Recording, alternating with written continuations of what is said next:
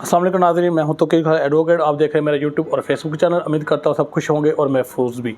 सरदार लतीफ़ खोसा ने Islamabad high court में बुशरा बीबी को हरासा जो किया जा रहा था उसके ख़िलाफ़ रिट दायर की है, पटिशन दायर की है, जो कि बाबरस्तार जस्टिस इस्लामाबाद हाई कोर्ट के पास समाअत के लिए फ़िक्स की गई है, जिसमें सरदार लतीफ़ खोसा ने मौक़िफ़ अख्तियार किया है कि मेरे मौक्कल बुशरा बीबी को हरासा किया जा रहा है और उनको FIA और नायब बिला वजह विदाउट एनी रीज़न, बग़ैर किसी वजह के उनको हरासा किया जा रहा है और उन पर किसी किस्म का कोई एलिगेशन नहीं है और जो एलिगेशन उन पर लगाए गए हैं वो झूठे, बेबुनियाद, मनगढ़ंत है। इस तरह पटिशन में और मौक़िफ़ अख्तियार किया गया कि इस तरह बुशरा बीबी एक बापर्दा खतून है और उनको ज़हनी तकलीफ़ दी जा रही है, ज़हनी परेशानी में मुब्तला किया जा रहा है, जो कि FIA उनको मुख्तलिफ इशूज़ पर, जो कि बेबुनियाद मनगढ़ंत इशूज़ है, उन पर बिला वजह बुलाकर उनको हरासा कर रही है। इसलिए पटिशन दायर की और इसमें सरदार लतीफ़ खोसा ने इस्तदा की है कि एक बेहतरीन सा आर्डर पास किया जाए। लेकिन जस्टिस बाबरस्तार साहब ने कहा है कि मैं ऐसा आर्डर पास करूंगा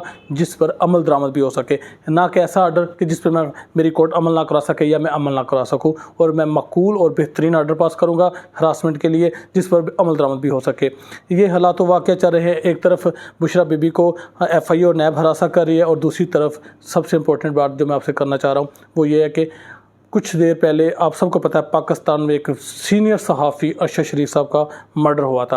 अरशद शरीफ साहब के मर्डर में राना सनाउल्लाह ने मदई पार्टी, कमलैंड पार्टी को पता ही नहीं है, एक FIR दे दी और उसमें वो स्टेट खुद मदई बन गई। जब स्टेट मदई बन गई उसमें उन्होंने एटलीस्ट 18-16 विटनेसेस शामिल किए और उसमें एक थी अरशद शरीफ साहब की ज़ौजा मोहतरमा। अब ज़ौजा मोहतरमा के ख़िलाफ़ वारंट जारी कर दिए गए हैं और उसमें क्या कि उनको तलब किया जा रहा है, वो 2-3 बार उनको तलब करने पर नहीं आया।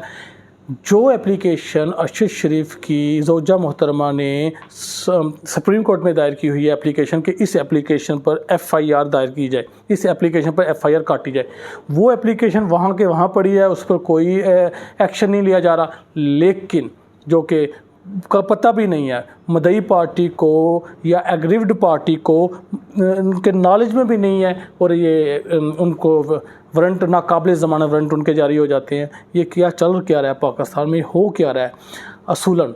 ठीक है, अगर सुप्रीम कोर्ट ने उनकी एप्लीकेशन रिजेक्ट करनी थी तो वो पेंडिंग क्यों रखी हुई है, उसको रिजेक्ट कर देते और फिर वो FIR वो कटवाती, वो मदई बनती, उनकी अग्रीव्ड पार्टी है, वो उनका हस्बैंड है। ये कैसे हो सकता है कि अग्रीव्ड पार्टी के नॉलेज में भी ना हो और स्टेट उसकी मदई बनकर FIR काट दे और उसमें उनको विटनेस के तौर पर तलब कर लिया जाए उनकी ज़ौजा को? ये तो गैर कानूनी, गैर आइनी और इतने जिस तरह के काम पाकिस्तान में हो रहे हैं, पाकिस्तान की 75 ईयर्स की हिस्ट्री में पहले कभी नहीं हुए। अब मदई पार्टी को पता भी नहीं है और मदई पार्टी को नाकाबिल ज़मानत वारंट उनके जारी हो जाते हैं। इस तरह पाकिस्तान के जो मामलात हैं, ना ही औरतें महफूज हैं ना ही वर्कर महफूज हैं। ख़ास तौर पर जो PTI के साथ हो रहा है, उस्मान डार साहब के ख़िलाफ़ क्या हो रहा है? उस्मान डार साहब का कारोबार डिस्टर्ब हो गया, बल्कि बर्बाद, तबाह हो गया। उनकी फैमिली इतनी ज़्यादा डिस्टर्ब है और उनकी फैक्ट्रियाँ बंद हो गई हैं, वो खुद लापता हैं।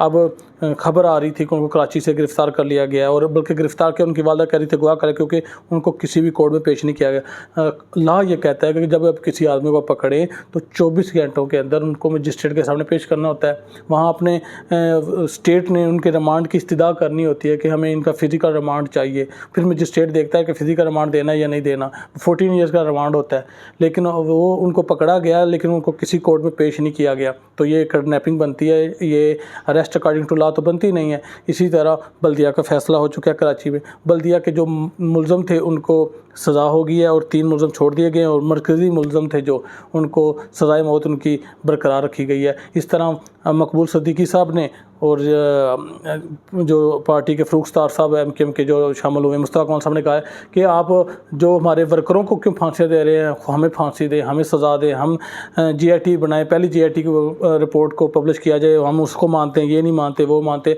259 लोगों की डेथ हुई थी बल्दिया फैक्ट्री के और ये तमाम मामलात, ये तमाम तरफ इशारे, ये हर इंसान को पता है कि बल्दिया का वाक़या कैसे हुआ, किसने करवाया, लेकिन पाकिस्तान में कोई इंसाफ नहीं। और 3 बंदे उनको बरी कर दिया गया है।